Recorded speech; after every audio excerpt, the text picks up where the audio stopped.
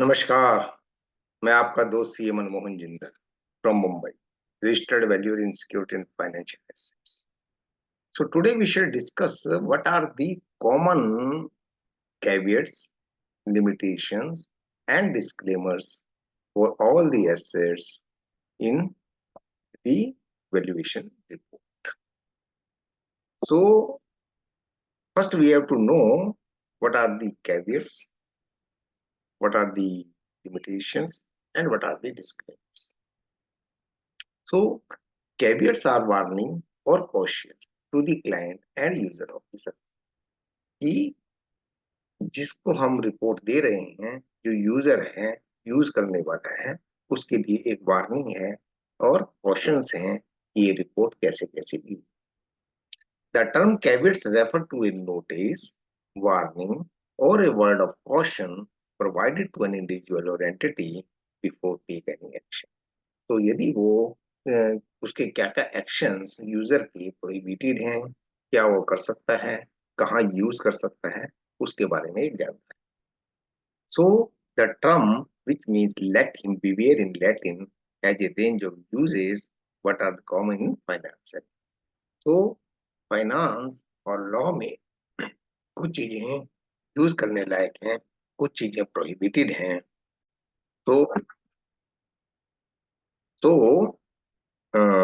User को एक warning है कि लेट हिम बीवेयर, कि वो जैसे कि वैल्यूएशन डेट पर्टिकुलर डेट होती है, तो उसको इधर उधर की रिपोर्ट्स के माध्यम को बना करके उसको यूज नहीं करना सकता. स्पेसिफिक यूज के लिए होती है, तो किसी और अदर यूज के लिए नहीं कर सकता.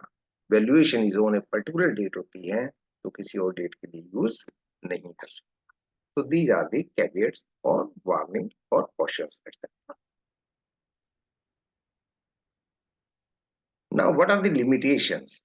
Is a restriction on the scope of RV's work, including inspection or investigation of the data available for analysis that may be present or known to the RV at the outset of the valuation engagement that may arise during the course of valuation assignment.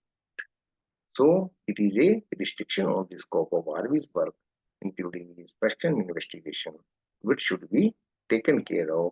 So RV will say that these are the limitations given to me, so I have worked within the limitations.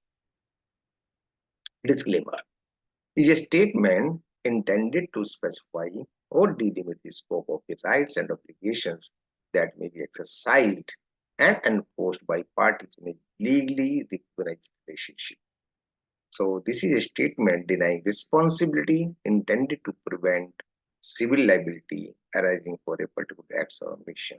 यदि किसी कोई act या omission हुआ है या जो कि unintended है, तो उसके लिए उसके ऊपर कोई लॉ में उसको नुकसान ना पहुंचा जाए, इस टाइप से वो डिस्क्लेमर है कि I disclaim the this responsibility and the duties.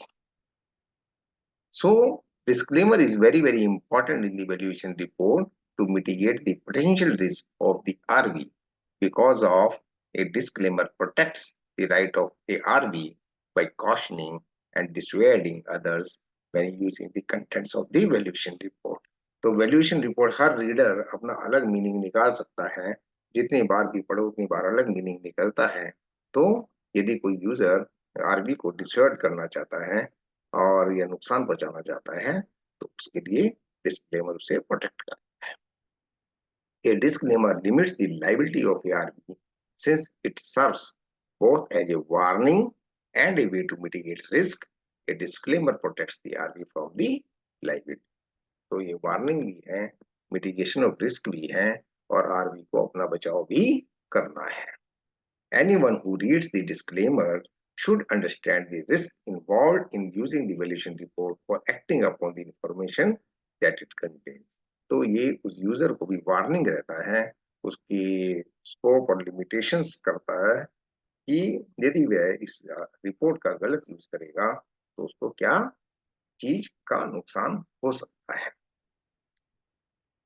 A disclaimer protects the RV from incurring liability and limits the liability of the RV from the actions of the company or management or insolvency professional at whose instruction the valuation has been carried out. तो ये इन सब लोगों का बचाव करता है. Now, what are the common list for all the assets? So, first of all, restriction on use of the valuation report. यहाँ पर रिस्ट्रिक्शन रहता है कि जिस पर्पस के लिए वैल्यूएशन रिपोर्ट दी गई उसी पर्पस के लिए यूज होगी, किसी और पर्पस के लिए यूज नहीं होगी. रिस्पॉन्सिबिलिटी ऑफ द आरवी इस रिपोर्ट के लिए कहां तक रिस्पॉन्सिबल है उसका एक डिस्क्लेमर रिपोर्ट में रहता है. Accuracy of the information.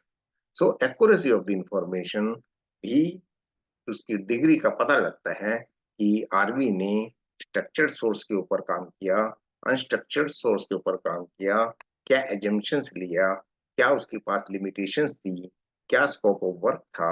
तो उससे उसकी एक्यूरेसी ऑफ इंफॉर्मेशन का पता चलता है कि उसने लेवल 1 की इंफॉर्मेशन यूज करी या लेवल 2 की इंफॉर्मेशन यूज करी, मार्केट स्ट्रक्चर्ड मार्केट की वैल्यूएशन इंफॉर्मेशन यूज करी या अनस्ट्रक्चर्ड मार्केट की वैल्यूएशन यूज करी. तो what are the degree of accuracy?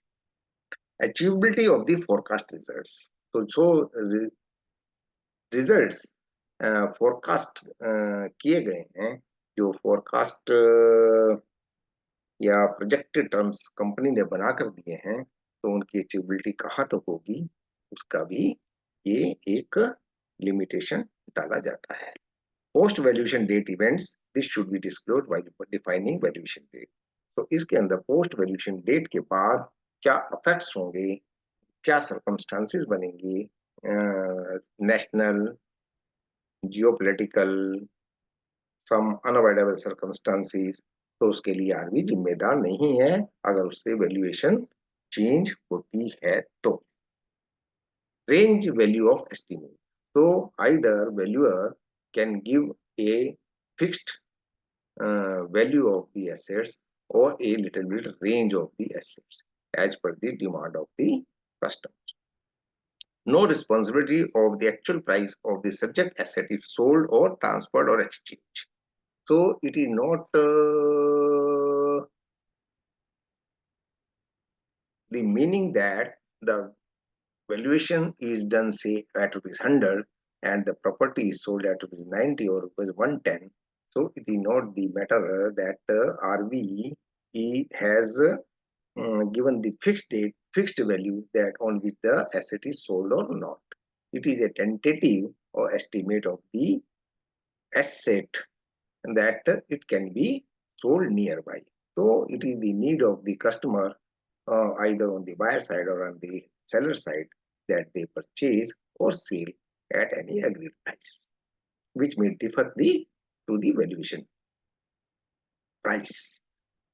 So reliance on the representation of owners, clients and their management at a third party. So valuer ने कितना rely किया honours के representations पर, क्लाइंट के representations पर, उनकी मैनेजमेंट पर और थर्ड पार्टी. तो ये भी उसमें क्लियर कट डिस्क्लेमर होना चाहिए.